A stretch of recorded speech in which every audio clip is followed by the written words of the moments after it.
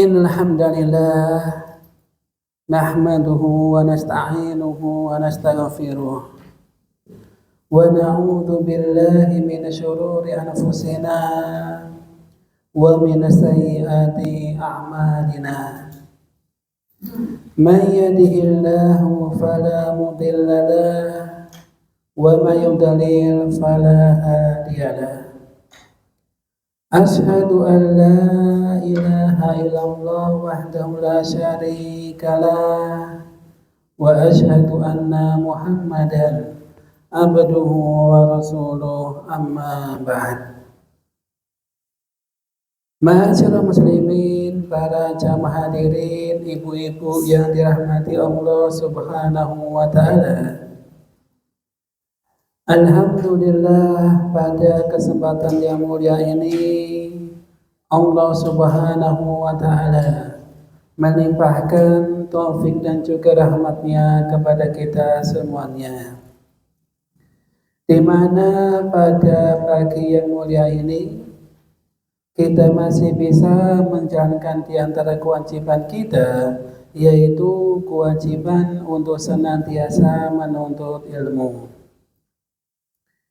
Kemudian salawat dan salam senantiasa tercurahkan kepada junjungan Nabi kita, Nabi Muhammad sallallahu alaihi wasallam, beserta keluarganya, sahabat-sahabatnya, dan juga orang yang senantiasa meniti jalannya. Ma'asyiral muslimin yang dirahmati Allah Subhanahu wa taala, insyaallah pada kesempatan yang mulia ini kita akan membahas tema yang berkaitan dengan masalah keberkahan harta. Sebelum kita masuk ke materi, ada dua kisah nyata yang dialami oleh tetangga dan juga saudara saya. Yang pertama, saya memiliki saudara dan dia memiliki anak pertama dan anaknya itu laki-laki. Dan si anak ketika tumbuh dewasa, anak tersebut susah diatur, sangat ndablek, gak kena dikandani. Ketika orang tuanya memerintahkan suatu perintah, seakan-akan itu adalah larangan. Dan ketika orang tuanya melarang suatu larangan, seakan-akan itu perintah. Jadi orang tuanya kalau berbicara nggak pernah digubris oleh si anak. Dan saking dableknya, ketika si anak disekolahkan dan dipondokkan, pasti oleh pondoknya dia dikeluarkan. Pasti ada kasus. Kemudian dipondokkan lagi dan ternyata oleh pondoknya dikeluarkan lagi. Jadi ketika dia pondok, mesti oleh pondoknya ada kasus dan mesti dikeluarkan oleh pihak pondok. Saking dableknya si anak. Maka si orang tua sudah capek lelah mengasuh anak. Si orang tua nitipkan si anak kepada pamannya, ya, kepada adik orang tua dari si anak, yaitu pamannya si anak. Dan orang tuanya mengatakan, "Dik, iki aku titip anakku, sampeyan jogo, sampeyan rawat dan sampeyan didik." Dan oleh adiknya diterima. Ponakannya tinggal bersama pamannya. Dan ternyata ketika tinggal sama pamannya, sifatnya sama, nggak berubah. Angel dikandani, ndablek, dan nggak pernah menggubris perkataan si paman. Suatu ketika ada adzan berkumandang, maka sang paman nyuruh si anak, "Le, dan ke masjid," ya, "le dan ke masjid." Ternyata si anak tersebut bukannya langsung bergegas ke masjid, dia ngambil piring dan dilemparkan di hadapan si paman. Akhirnya si paman nyerah, nggak bisa ngeramut si ponakan yang dapat tersebut. Ini yang pertama. Yang kedua, kisah tetangga saya. Dia dulu bekerja di suatu lembaga dan gajinya itu 2 digit sampai puluhan juta. Dan qadarullah, walaupun gajinya banyak, dia merasa gajinya setiap akhir bulan pasti habis, pasti ludes, bahkan minus. Yang pertama, kenapa si anak tersebut dablek, gak kena dikandani? Ternyata orang tuanya dia bekerja di daerah bea cukai, di mana daerah itu sering terjadi suap menyuap, sehingga anaknya dikasih nafkah yang haram, maka si anak sifatnya angel dikandani gara-gara si anak nafkahnya dari harta yang haram. Dan yang kedua, kenapa tetangga saya dia walaupun gajinya banyak tapi cepat habis? Ada saja musibah yang ia terima dikarenakan dia bekerja di salah satu bank BUMN, yaitu bekerja di Bank Indonesia. Walaupun gajinya banyak, walaupun ya upahnya besar, tapi gara-gara nggak berkah, maka gajinya cepat habis.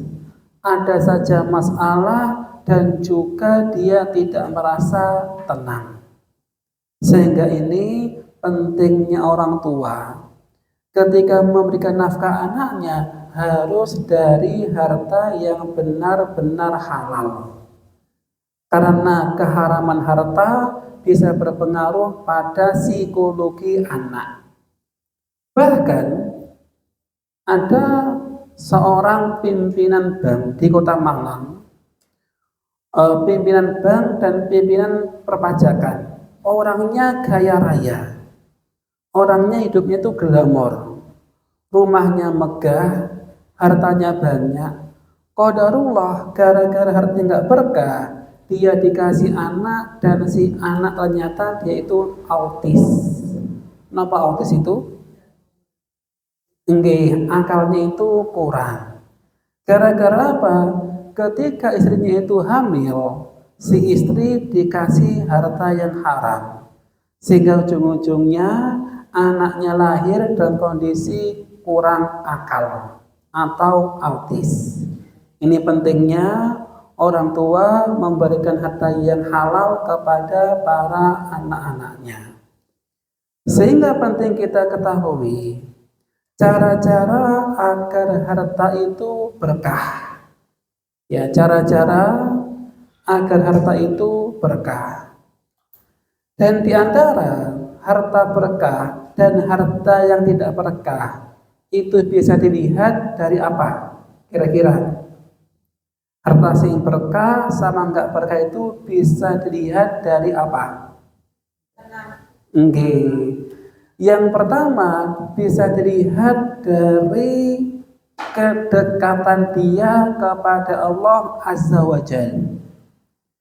Ketika ada seseorang makin kaya, makin loman, makin gemar ibadah, gemar sedekah, makin dekat kepada Allah Azza wa Jalla, tanda nyatanya itu harta yang berkah.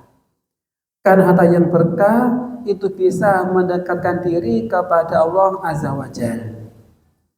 Tapi sebaliknya, jika ada seseorang hartanya nggak berkah, dia boleh jadi malas ibadah, malas ngaji, dan malas dia melakukan sholat.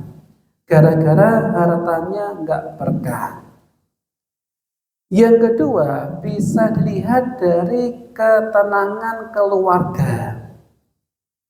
Ketika ada seseorang suami bekerja, keluarganya harmonis, gak duwe masalah, istrinya taat, anaknya soleh-soleh semua, tandanya hartanya itu berkah. Tapi sebaliknya, jika ada seorang suami, dia bekerja dan ternyata bojone seneng muring-muring, titik-titik diseneni. Kalau pulang ke rumah merasa hatinya itu sumpek, anaknya dablek-dablek.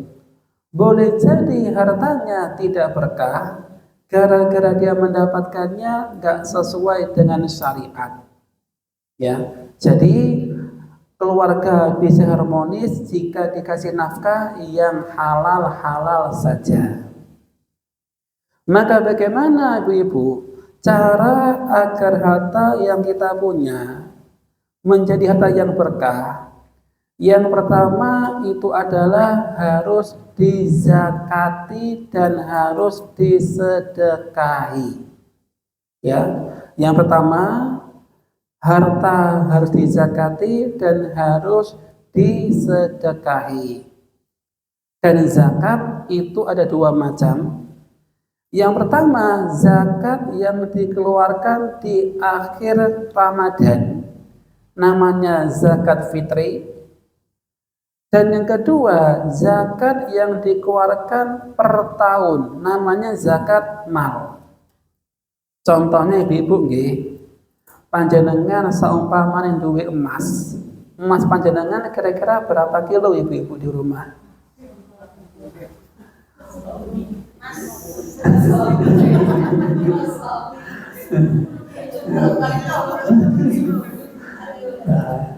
Contohnya nggih, jenengan duwe kalung, duwe gelang, duwe cincin, semuanya emas.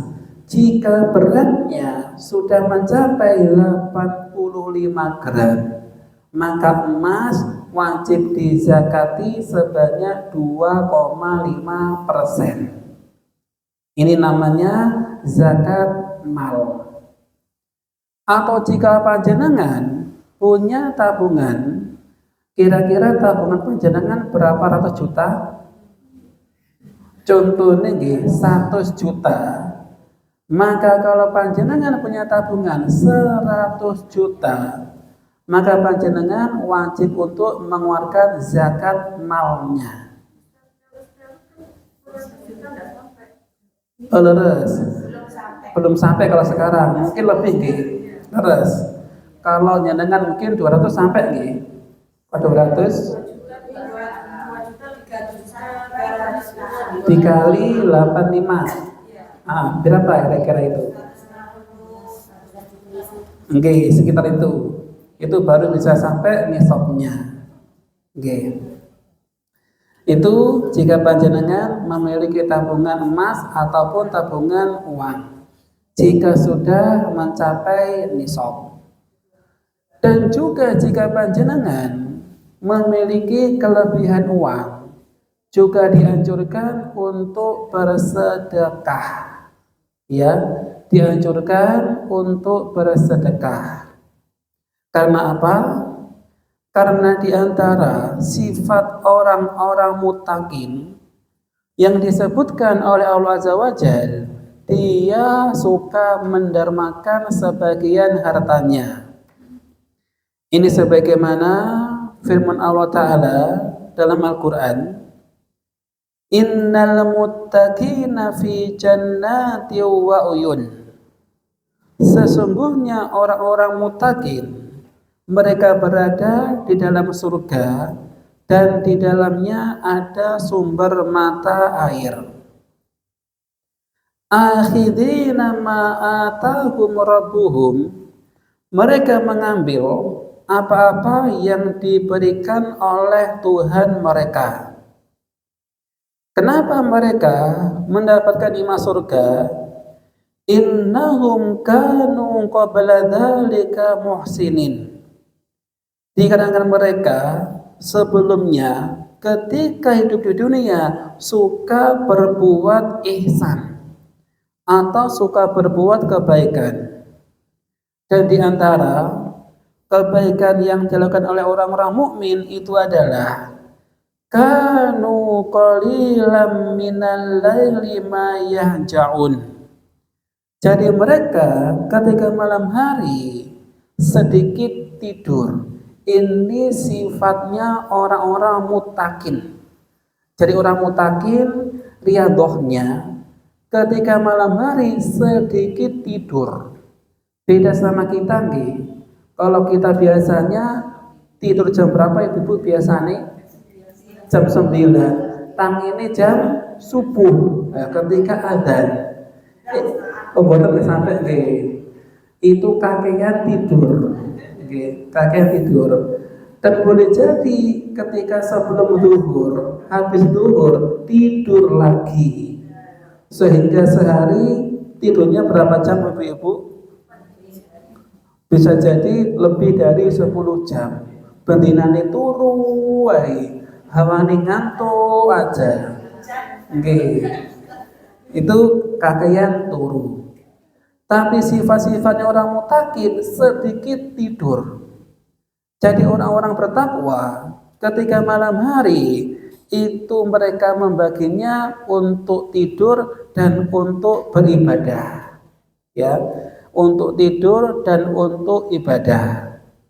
Sehingga orang bertakwa ketika malam hari itu waktu yang dinanti-nantikan. Kenapa? Karena ketika malam hari dia bisa bermunajah, bisa bersendirian kepada Allah Azza wa Jalla. Sehingga jika tidur jam 9, nanti bangunnya jam 1 atau jam 2 malam. Habis itu qiyamul lail atau tahajudan.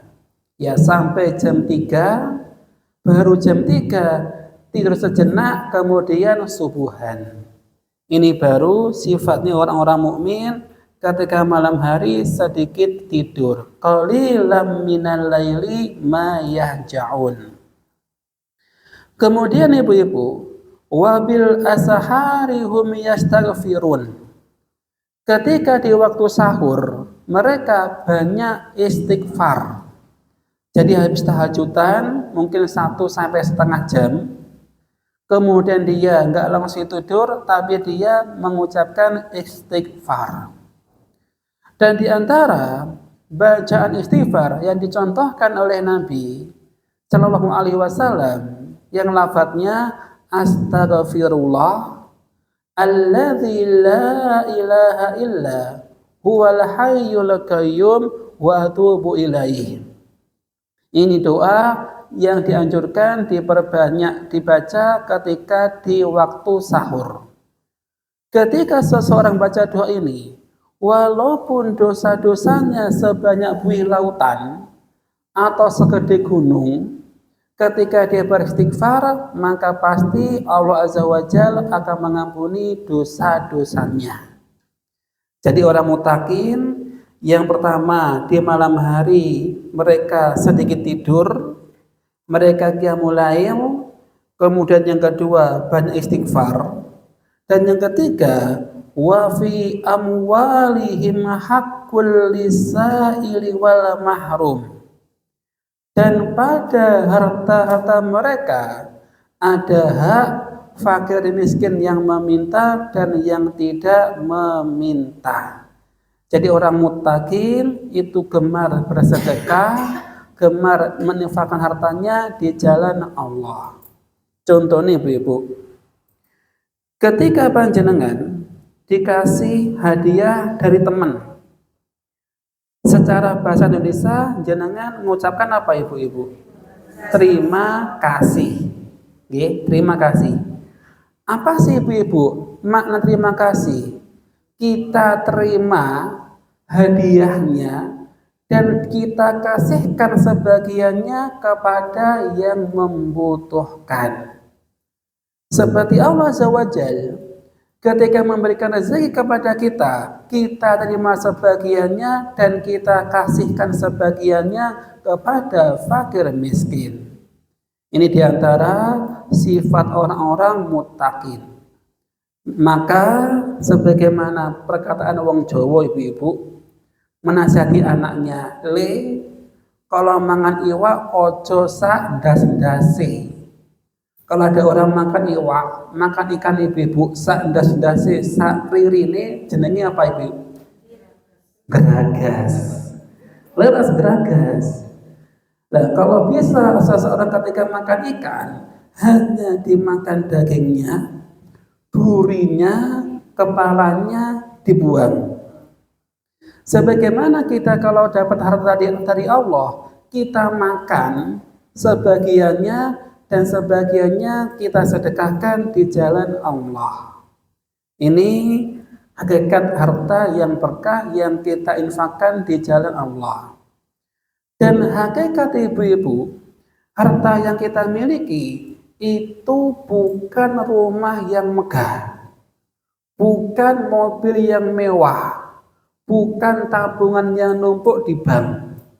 Tapi harta yang kita punya itu adalah harta yang kita sedekahkan di jalan Allah. Contohnya ibu-ibu, kalau orang meninggal, kira-kira dimakamkan sak duit-duite nama boten? Tidak. Duitnya bakal ditinggal dan bakal jadi warisan untuk anak-anaknya. Sehingga harta yang kita punya, yang kita sedekahkan, bukan yang sekarang kita lagi tumpuk-tumpuk, bukan yang sekarang kita bangga-banggakan berupa mobil atau yang mewah, tapi harta yang kita sedekahkan itu harta yang hakiki kita punya. Maka Nabi SAW bersabda, ya jaba'ul mayyit salasah. Mayit ketika diiringi jenazahnya ke pemakaman diikuti 3 kelompok. Yang pertama ahluhu, diikuti keluarganya. Wa maluhu, yang kedua hartanya, dan yang ketiga amaluhu, amal perbuatannya. Keluarga, harta mesti balik lagi ke rumah. Kira-kira ibu-ibu di Kota Malang ini ada enggak? Ketika istri meninggal, suami ikut nemani tidur di kuburan. Orang buatan belum ada. Sehingga jika suami mengatakan aku cinta sehidup semati, gedablus buatan. Gedablus. Boleh jadi ketika istrinya meninggal, dia sedihnya hanya 1 hari. Boleh jadi setelah 2 hari 3 hari dia nikah lagi. Sehingga kalau cinta itu jangan sehidup semati. Kalau bisa cinta itu siapa ibu? Laras. Cinta di dunia dan cinta di surga. Itu ibu-ibu. Sehingga ibu-ibu, keluarga pasti balik lagi ke rumah. Harta pasti balik lagi ke rumah. Dan nanti harta akan menjadi rebutan warisan. Sehingga harta yang hakiki kita punya itu adalah harta yang kita sedekahkan di jalan Allah. Itu yang nanti menemani di alam kubur. Sehingga kalau panjenengan sedekah infak, biasanya kerang ibu-ibu sedekahe kakek-kakek berapa? 2.000 nggih. Lah kalau seorang sedekah 2.000, nanti 2.000 itu yang bakal nemani di alam kubur. Sehingga ibu-ibu, tabiatnya manusia itu lebih suka dunia atau lebih suka akhirat? Cinta dunia. Contohnya ibu-ibu, seumpamanya ibu-ibu belanja ke mall. Biasanya ibu-ibu kalau belanja kamu ke pasar, nggak belanja barang-barang. Biasa, Madiapuro. Nanti kadang-kadang ke mall nggih. Beli baju nggih. Biasanya di mall mana? Matos atau MOG? Sebenarnya. Nggih. Contohnya begini ibu-ibu. Seumpama nih panjenengan kalau jalan-jalan di mall oleh suami dikai uang saku sebanyak 100.000, Itu sedikit atau banyak? 100.000. Sangat sedikit leres. Kalau dibawa ke mall cukup hanya untuk beli makanan, belum kelambine, belum make up, belum lipstick, belum leres, belum yang lain-lainnya. Itu sangat sedikit dan itu minus, itu kurang. Tapi jika panjenengan bersedekah sebanyak 100.000, wakeh apa titik? Wakeh. Tandanya apa? Hati manusia lebih suka dunia daripada akhirat. Itu. Kalau orang beli motor, beli mobil sampai ratusan juta, loss. Gak mikir. Duitnya akeh, beli sesuatu, loss. Gak mikir. Tapi jika seseorang mensedekahkan 100 juta, mikir gak ibu? Mikir biasane. Nggih, tandane apa? Hati lebih suka dunia daripada akhirat. Padahal kalau kita meninggal, sing bisa kita jaga nih, yang bisa menjadi amal jariah itu sedekah ibu-ibu. Adapun anak nggak jamin. Jenengan kalau punya anak, kalau jenengan meninggal, kira-kira anak pasti mendoakan atau belum tentu mendoakan? Belum tentu ibu-ibu. Walaupun jenengan memberikan rumah, memberikan mobil, memberikan semua hartanya untuk anak, nggak jamin anak bakal mendoakan panjenengan kalau jenengan meninggal. Sehingga kalau nggak ada jaminan, kita orang tua kudu apa? Siap-siap ben duwe amal jariah. Bagaimana ibu-ibu? Yaitu kita mensedekahkan sebagian kita untuk masjid, untuk beli karpet, untuk bangun masjid. Sehingga seumpamanya panjenengan sudah nggak ada dan jenengan ketika beli karpet dan digunakan untuk kajian, dapat pahala apa enggak? Pasti dapat. Dan ini menjadi jariah panjenengan selama karpet ini digunakan untuk kebaikan. Lebih-lebih jikalau jenengan mewakafkan karpet untuk masjid, masjidnya dimakmurkan, setiap hari digunakan jamaah, dan kalau jenengan sudah enggak ada, maka jenengan tetap mendapatkan amal jariah. Itu pentingnya wong tua siap-siap punya amal jariah. Ben seumpamanya ketika meninggal tetap masih ada pahala yang senantiasa mengalir ketika seseorang sudah tiada. Tapi kalau anak belum tentu doakan kita ibu-ibu, belum tentu. Contohnya ibu-ibu nggih. Kula pernah punya teman, dia termasuk pimpinan UB ibu-ibu, rektornya kalau nggak salah itu. Dan dia sudah nggak ada, sudah meninggal. Ketika dia sakit ibu-ibu, dia mengatakan, aku getun muliakan anakku sampai S3. Dia getun ibu-ibu. Kenapa getun? Jadi si rektor itu, dia itu ketika punya anak, anaknya 3 ibu-ibu. Semuanya S3, semuanya mandiri, semuanya mampu-mampu. Ketika si bapak itu dia sakit, kangen anak-anaknya, ngebel anaknya. Nak, iki bapak lagi sakit, tolong kamu jenguk bapak. Bapak kangen denganmu.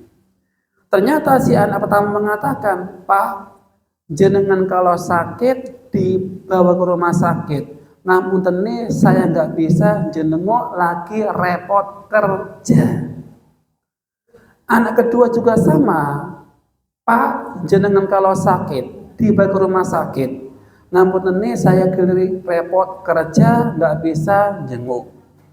Anak ketiga juga sama ibu-ibu, Pak, kalau sakit ke rumah sakit saya nggak bisa jenguk, saya lagi repot kerja. Sehingga bapak ngelongso ibu-ibu, wes sakit anak-anake gak enek sing peduli. Anak-anake gak enek sing nunggoki. Terus pun ibu-ibu, perasaan panjenengan lagi sakit, nama di rumah sakit, gak ada satupun anak yang nunggu. Terus pun di perasaan nih, nelongso ibu-ibu, nelongso. Makasih bapak dia mengatakan aku getun. Nyapa mbiyen kok anakku tak kuliahnya sampai S3. Kok gak saja tak pondok nih. Kenapa?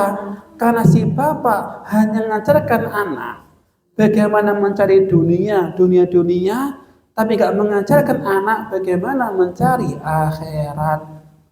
Ujung-ujungnya anaknya sudah sukses, sudah kaya, gak berbakti kepada orang tua dan menyanyiakan wong tuane. Ujung-ujungnya wong tuane apa? Ngelongso. Sampai meninggal tak ada satu anak pun yang menemani dan mentalkin si bapak. Ya.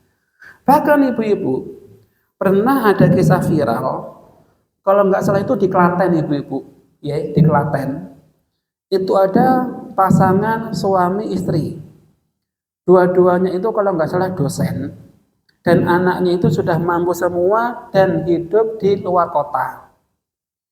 Kalau dulu ibu-ibu si bapak dia meninggal sampai membusuk dan yang mengetahui itu adalah tetanggane. Jangan bisa cek, itu pernah viral di daerah Klaten, seorang pasutri meninggal dunia sampai membusuk dan nggak ketahuan yang sampai busuk, yang mengetahui hanya tetangganya dan nggak ada satu anak pun yang merawat, yang meramut wong tuane. Sehingga jika panjenengan ibu-ibu ejek duwe wong tua, kalau bisa dijadwalkan 1 pekan harus berkunjung orang tua. Kalau nggak bisa berkunjung, telepon. Gimana bu kabare? Gimana bapak kabare? Di telepon. Kenapa ibu-ibu? Wong tua yang diharapkan itu apa ibu-ibu? Duit di anak atau perhatian anak ibu-ibu? Perhatian. Itu pentingnya anak-anak yang sholihah. Sehingga anak nggak bisa kita jaga nih. Kalau kita meninggal, yang bisa kita jaga nih hanya kita sendiri. Sehingga kalau kita masih hidup dianjurkan memperbanyak sedekah dan memperbanyak amal jariah. Ini ibu-ibu, yang pertama biar perkaratannya dizakati dan disedekahkan sebagiannya. Sehingga ibu-ibu ulangi materi yang lalu, boleh enggak orang tua hartanya dihibahkan semuanya untuk anak-anak? Saged mboten? Mobile, omahe kabeh dikene anak. Sertifikat atas nama anak, oleh enggak mboten? Boleh tapi tidak baik. Kalau bisa jangan ibu-ibu. Kenapa jangan ibu-ibu? Seumpamane semua dibahkan kepada anak, niscaya wong tua ibu-ibu gak duwe apa-apa. Kalau wong tua gak duwe apa-apa, kira-kira ibu-ibu oleh anaknya diajeni napa mboten? Gak diajeni. Bahkan boleh jadi anak kalau menikah, wong tua nih diusir dan si anak gak mau ngeramut wong tua nih. Sehingga wong tua ketika sudah sepuh, ketika sudah pensiun, kudu duwe duit. Jangan semua duit diberikan untuk anak. Sebagai apa ibu-ibu? Sebagai bekal di masa tua. Karena orang tua kalau nggak duit, kalau sakit dan opname di rumah sakit, kira-kira bagaimana ibu solusi untuk biayanya? Tas pundi, langkah duit BPJS. Napa kira-kira solusi nih? Lagi sakit gak duit. Ujung-ujungnya apa bu? Utang. Apa plus? Dan orang tua kalau punya utang, anak mesti lunasi napa boten? Belum tentu karuan. Belum tentu karuan. Sehingga kalau orang tua kalau duwe utang, anak belum tentu mau lunasi. Sehingga wong tua harus punya apa ibu? Tabungan di masa tua. Jangan semua hartanya diberikan untuk anak. Kalau bisa sebagian ditabung di masa tua dan sebagiannya disedekahkan sebagai amal jariah kalau sudah tiada. Itu pentingnya ibu-ibu manajemen masalah keuangan. Enggak semuanya diatasnamakan anak. Karena anak enggak jamin bakal berbakti dan enggak jamin mesti mendoakan kedua orang tuanya. Ini yang pertama ibu-ibu. Yang kedua ibu-ibu, agar harta yang kita punya berkah itu harus mendapatkannya dengan cara yang halal. Harus mendapatkannya dengan cara yang halal.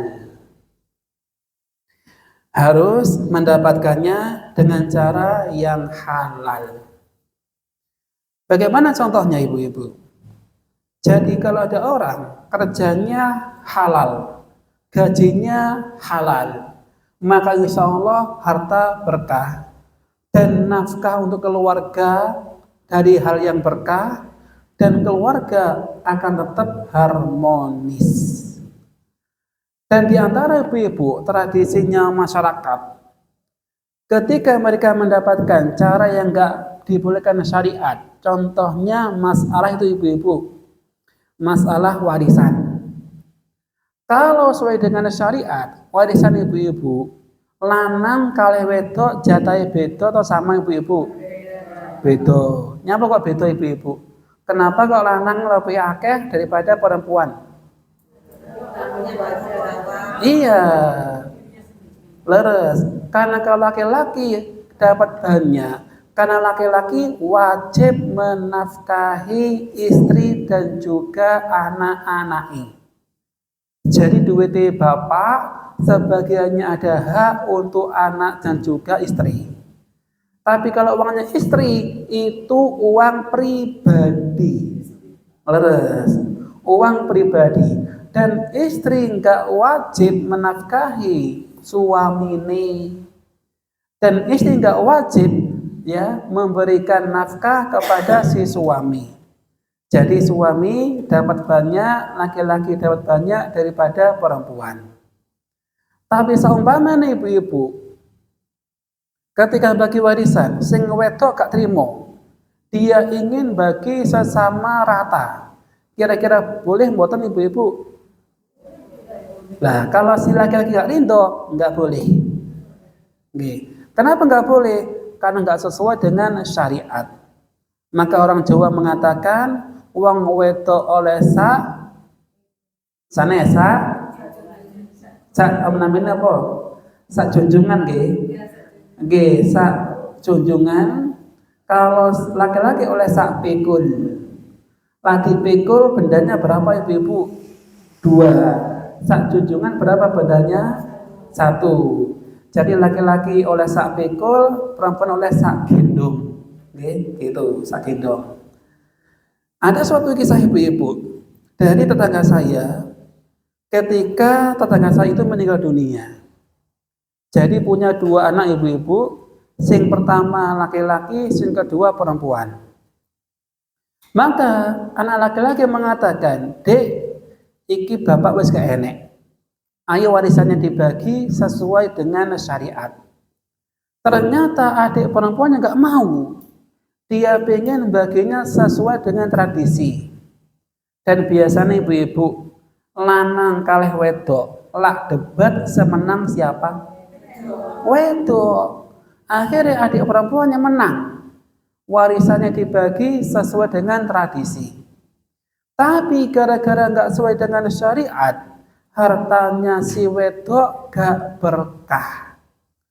Bagaimana tanda gak berkah? Cepet entek. Ya, cepet entek. Dan bagaimana ibu-ibu entek? Jadi ketika si perempuan dapat warisan banyak, qadarullah anaknya kecelakaan, parah, butuh operasi di rumah sakit dan butuh biaya banyak. Suamine qadarullah sakit-sakitan, parah, opname di rumah sakit dan butuh biaya banyak. Ujung-ujungnya harta warisannya habis hanya untuk biaya pengobatan. Tandanya apa? Hartanya itu tidak berkah. Maka nih ibu-ibu nggih, ada semacam subhat di tengah-tengah masyarakat. Perkataan yang mengandung subhat. Seperti ini ibu-ibu. Orang mengatakan atau kebalik ya, sing haram saja susah, lebih-lebih sing halal.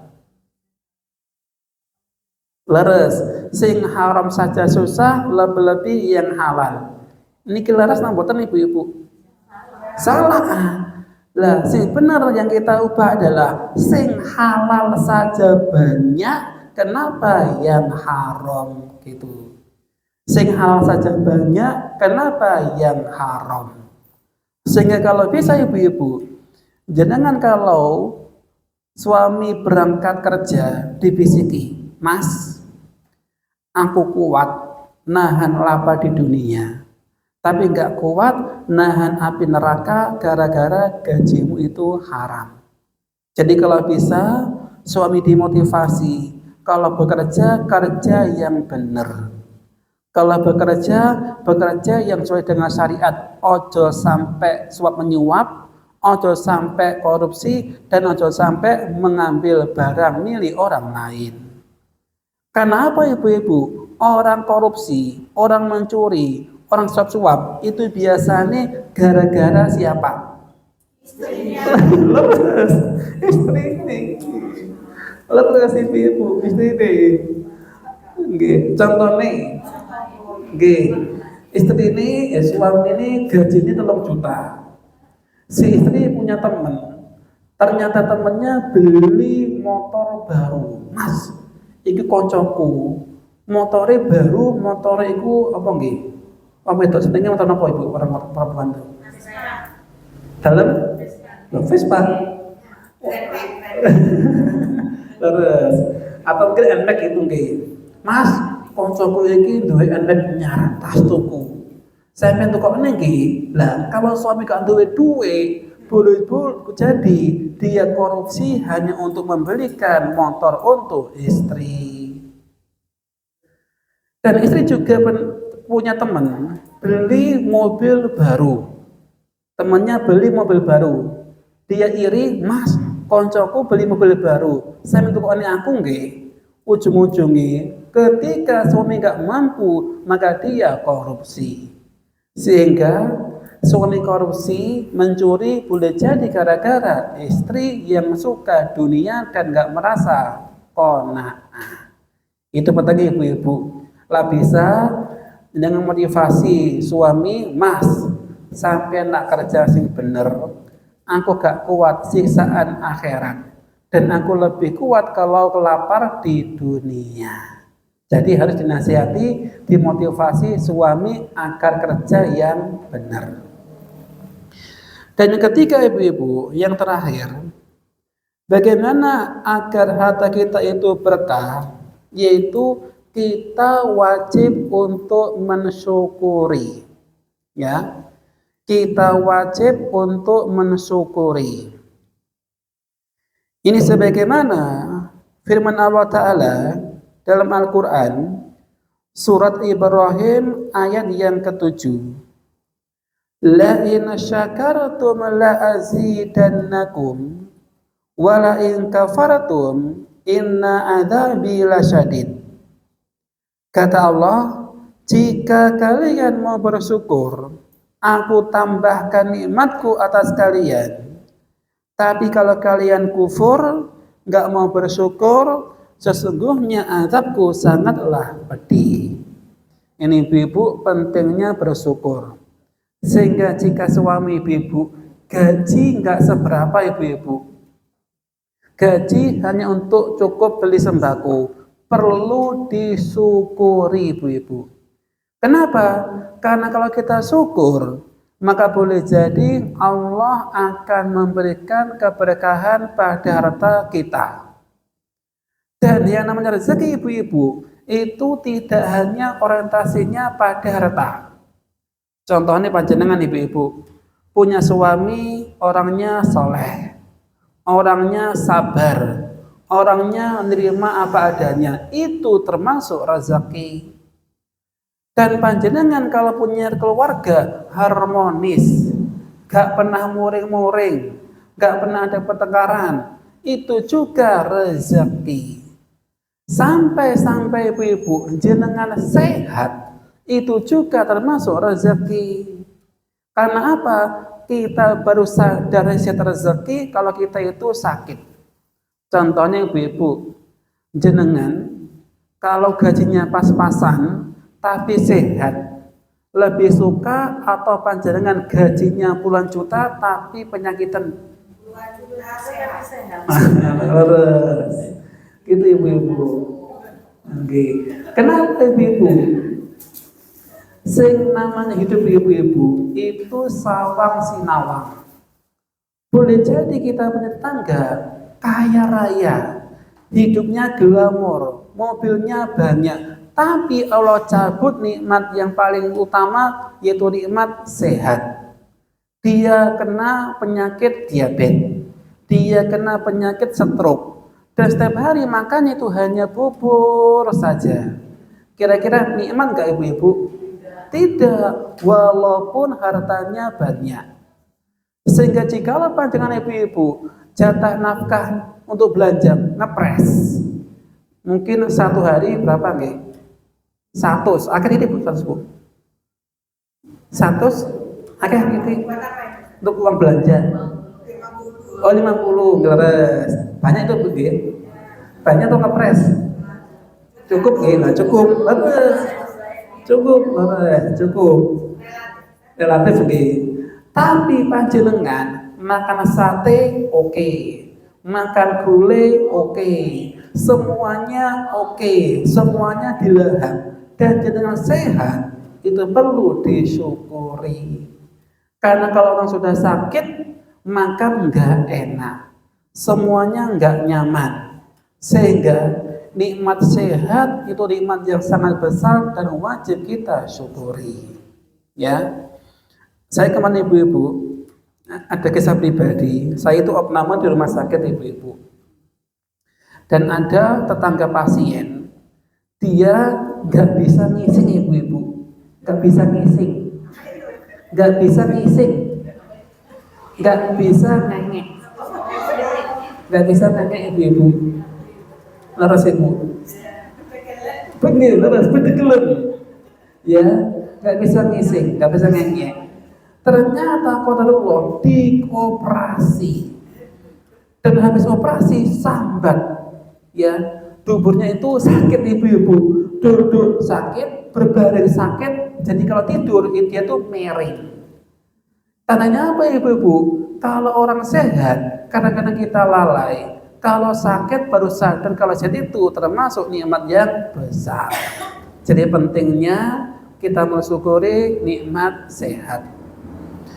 Dan juga ibu-ibu, tetangga saya, dia qadarullah kena musibah, tabrakan sikile tugel, kudu dioperasi dan dia nggak bisa kemana-mana. Sehingga ibu-ibu, kalau jenengan sekarang mampu kajian, mampu kemana-mana, itu termasuk nikmat yang sangat besar. Dan kalau kita berdoa ibu-ibu, jangan hanya berdoa minta harta yang banyak. Contohnya, ya Allah, berikanlah hambamu harta yang banyak dan kudu banyak. Kalau bisa jangan. Ya, itu namanya maksa itu ya, maksa. Tapi kalau bisa itu berdoa, ya Allah, berikan hambamu harta yang banyak dan juga harta yang berkah. Banyak dan juga berkah. Kenapa ibu-ibu? Kalau harta banyak tapi tidak berkah, boleh jadi harta bisa melalaikan akhirat. Boleh jadi gara-gara harta kita lupa ibadah. Tandanya apa? Harta itu tidak berkah. Sehingga ada suatu kisah dari teman pribadi saya, ibu-ibu. Dia dulu pernah diuji oleh Allah, dia kena penyakit. Duwe bojo, duwe anak, punya penyakit, gak iso kerja. Ujung-ujung teman saya itu, ibu-ibu, pasrah. Dia itu ngesakne sampai-sampai kalau tidur di masjid. Dan dia memohon kepada Allah agar Allah memberikan rezeki yang banyak dan agar Allah menjadikan dia orang yang mampu. Ternyata dia sembuh dari penyakitnya. Dia jualan cilok sama jualan susu kedelai, punya pabriknya, dan dia menjadi orang yang mampu. Tapi ketika dia mampu, lupa jamaah. Dan ketika diajak ke masjid, Mas, ayo kita jam ke masjid. Jawabannya apa, ibu-ibu? Saya lagi sibuk kerja. Sehingga gara-gara dia itu sibuk kerja, dia tidak mengamal kewajiban, tandanya apa? Hartanya tidak berkah. Maka Nabi mengajarkan suatu doa ibu-ibu agar harta kita menjadi berkah, sebagaimana doanya Nabi kepada sahabat Anas bin Malik. Nabi mengatakan, Allahumma aktsir malahu wa waladahu wa barik lahu fima a'taitahu. Nggih, Allahumma aktsir malahu wa waladahu wa barik lahu fima a'taitahu. Ya Allah, nggih nanti kita tak dikte, nanti tak dikte. Ya Allah, perbanyaklah hartanya Anas dan keturunannya, dan berkahilah apa yang engkau berikan kepada Anas. Ini doa nih. Dan harus didoakan. Anas mengatakan, demi Allah, hartaku banyak dan aku duwe anak duwe cucu sebanyak 100 anak. Saking berkahnya doanya Nabi. Lah bagaimana ibu-ibu kalau doa kita? Kalau doa kita ini ibu-ibu, Allahumma aktsir mali. Tak ulang lagi. Allahumma aktsir mali. Ya, aktsir. Aktsir mali. Napa kau tulis ibu-ibu? Nggih. Kau tulis mawon.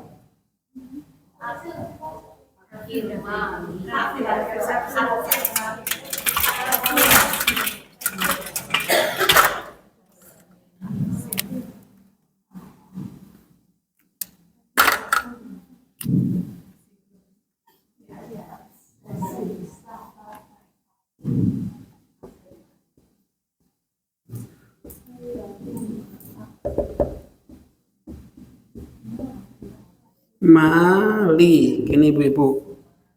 Allahumma aktsir mali wa waladi.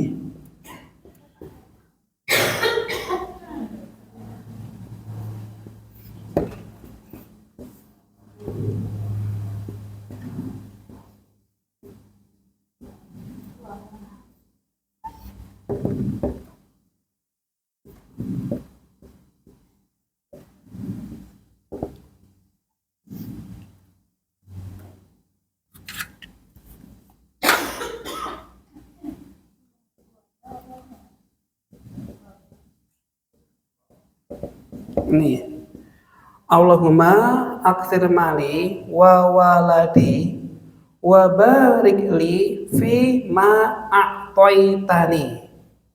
Fi ma a'taitani. Begitu. Allahumma aktsir mali wa waladi wa barik li fi ma a'taitani.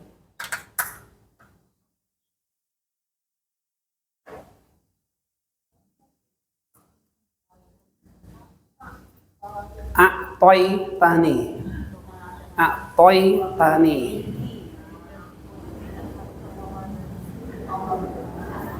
Allahumma aktsir mali wa waladi wa barik li fima a'taitani.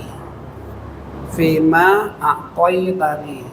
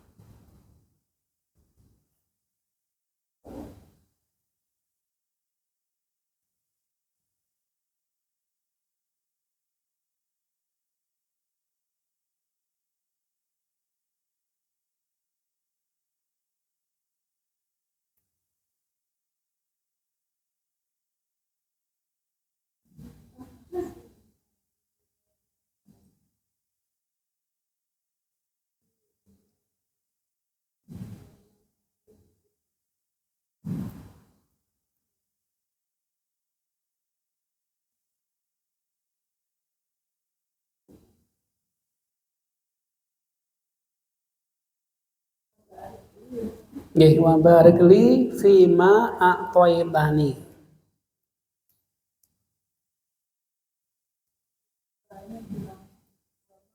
Wa barik li fima a'taitani. Wa barik li fima a'taitani.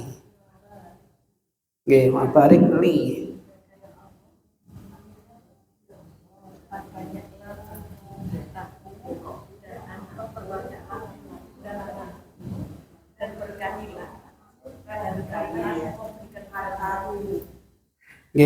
Jadi ya Allah, perbanyaklah hartaku dan keturunanku, dan berkahilah hambamu apa yang kau berikan kepada hambamu. Itu budaku sakit. Sampun kita baca nggih, kita baca sama-sama, monggo. Allahumma aktsir mali. Allahumma aktsir mali. Lagi. Allahumma aktsir mali. Lagi. Allahumma aktsir mali. Wa waladi. Wa waladi. Lagi. Wa waladi. Dari awal. Allahumma aktsir mali. Wa waladi. Wa barik li. Wa barik li. Lagi. Wa barik li. Lagi. Wa barik li. Fima a'taitani. Fima a'taitani. Lagi. Fima a'taitani. Lagi. Fima a'taitani. Dari awal. Allahumma aktsir mali wa waladi wa barik li fima a'taitani. Nggih. Sinten sing menghafalkan monggo? Ini sudah jual tempat. Bu Eni, monggo Bu Eni. Sekali masuk-masuk. Nggih. Masya Allah. Sing sebelah sini, monggo. Monggo, sinten? Monggo. Allahumma aktsir mali. Nggih. Wa waladi. Terus Wa barik li fima a'taitani. laras. Insyaallah lulus. Nggih, kira-kira ada soal monggo tanyakan Ibu-ibu.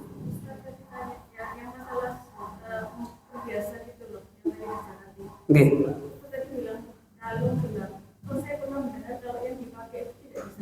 Nggih. Kalau perhiasan jika dia dari emas nggih, wajib dizakati seperti zakat emas.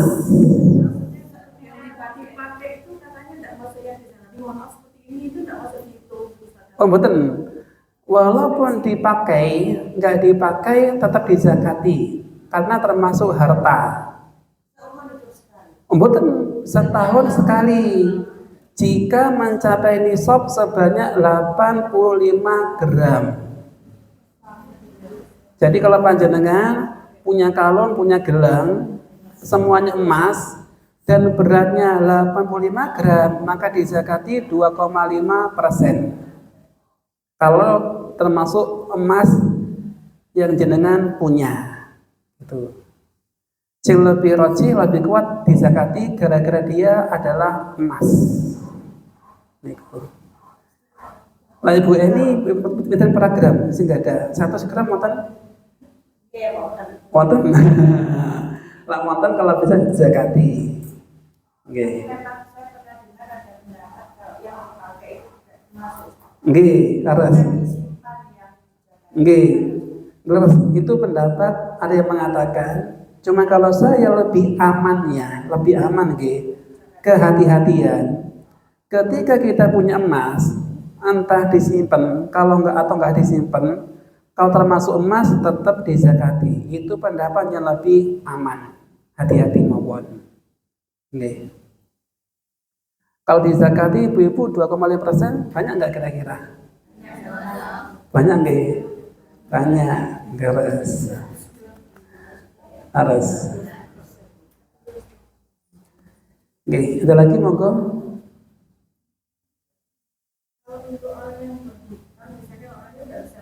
Nggih. Oh gitu, terus begini. Ada orang berutang kepada Bu Eni sebanyak berapa enaknya? 5 juta, terus. Ternyata yang berhutang dia nggak mampu membayar. Maka Bu Eni mengatakan ya wis, karena kamu nggak mampu tak ikhlas nih, tapi tak niati ikut zakatku, tak berikan kepadamu, gitu nggih. Terus. Kalau yang berhutang dia orang yang nggak mampu dan termasuk orang 8 golongan yang wajib terima zakat, maka boleh-boleh saja dan sah-sah saja. Dan 8 ini saya baca Ibu Eni. Sing fakir, miskin, gorim itu apa gorim? Ini sing utang, terus fisabilillah, amil, mu'alaf, terus musafir, terus kurang satu. Kalian nopo niki? Gak masuk. Fakir miskin. Kurang nggih. Nanti jenengan bisa cek yang berat itu dalam At-Taubah ayat 60. Terus ya 60. Dan gharim, orang yang punya utang bisa mendapatkan zakat. Sakit. Nggih. Gimana dia tadinya apa ya? Hidupnya memang apa ya? Utang itu ada hidupnya. Gimana? Utang kayak hidupnya? Iya, karena gaya hidup. Terus. Gimana? Terus kesininya kita nagih, ya nggak ada ya. Dia nggak punya hartanya lagi, dia kan nagih hidupnya itu gimana? Terus ibu-ibu. Saya punya tetangga ibu-ibu. Tetap mengikhlaskan atau gimana? Terus. Apa tetap kita tagih? Ini sebagaimana ibu-ibu, saya punya tetangga ibu-ibu, kebetulan perempuan. Dia itu suka ngutang di bank pelecit. Bank pelecit. Tahu bank pelecit ibu-ibu? Bank pelecit niku bank sing biasane keliling di kampung-kampung. Oh, bank titil. Titil nggih. Senengane ngutang di bank titil. Ketika suaminya melunasi, dia utang lagi. Sampai-sampai ibu-ibu tebunya itu habis hanya untuk bayari utang. Saking kebiasaan utang, dia itu hidupnya nggak tenang kalau nggak utang. Sampai-sampai suaminya meninggal dunia dan dia masih punya utang, ujung-ujungnya anaknya rela ke Hong Kong hanya untuk lunasi utang-utangnya dia. Itu ada ibu-ibu, wong seneng utang ada, dan itu bisa menjadi kebiasaan. Dan kalau panjenengan ngakai utang kepada dia dan dia gaya hidupnya senang utang, jenengan wajib nagih. Wajib nagih. Kenapa wajib? Karena jika dia meninggal dunia dan utangnya nggak dilunasi, maka dia nggak bisa masuk surga gara-gara utangnya. Sehingga utang itu penting ibu-ibu. Utang itu dibawa mati. Orang mati dia tetap bawa utang, nggak otomatis utangnya lunas. Sehingga kalau dia punya utang, walaupun hanya 500 perak, tetap utang dan wajib untuk dilunasi. Dan ibu-ibu, biasanya ibu-ibu, kebiasaan ibu-ibu, ketika belanja dia melijo ibu-ibu, pingin beli tempe, rogone 5.000. Duit yang sing digawa hanya 4.000. Biasanya nggak jadi beli atau ngutang dhisik. Nggak jadi apa utang dhisik. Nah, biasanya ngutang dulu. Walaupun utangnya 1.000 ibu-ibu itu tetap utang dan wajib dilunasi. Niku ibu-ibu.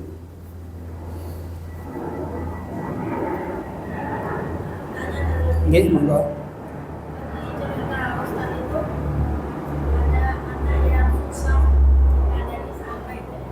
Nggih. Solusinya orang tuanya bagaimana karena sudah terlanjur menggedekkan anak dengan hasil yang tidak terbaik. Bukan kasihan anaknya. Leres. Apa sumber itu dia nanti orang tua kan bisa menikah Nggih. atau apa. Solusina yang pertama, anak harus dikasih nafkah dari yang halal saja. Itu yang pertama. Yang kedua, lak wis kadung, maka orang tua wajib bertaubat kepada Allah, nggak akan ngasih nafkah kecuali hanya yang halal saja. Dan yang ketiga, berdoa kepada Allah mohon agar si anak bertaubat dan dia kembali ke jalan yang benar. Karena apa? Doa dari orang tua itu mustajab. Karena orang tua setiap ucapannya akan diamini oleh para malaikat. Niku. Jadi yang pertama apa tadi? Wong tua harus nafkah yang halal. Yang kedua, wong tua kudu taubat. Yang ketiga, didoakan orang tua agar si anaknya menjadi anak yang soleh. Karena apa ibu-ibu? Anak dablek, anak nakal, boleh jadi itu pengaruh dari nafkah orang tua. Ya, contohnya ibu-ibu, pernah dulu ibu-ibu ada kasus orang yang korupsi pajak ibu-ibu. Siapa namanya ibu-ibu? Sabare Jayus. Alun. Dan itu ketahuan dari siapa ibu-ibu? Anaknya nabrak ya. Lah, nabrak. Mengenai jalan niku. Anaknya gara-gara dikai duit sing haram, maka anak nih seneng kemaksiatan dan gak suka kebaikan. Itu pengaruh dari nafkah bapaknya.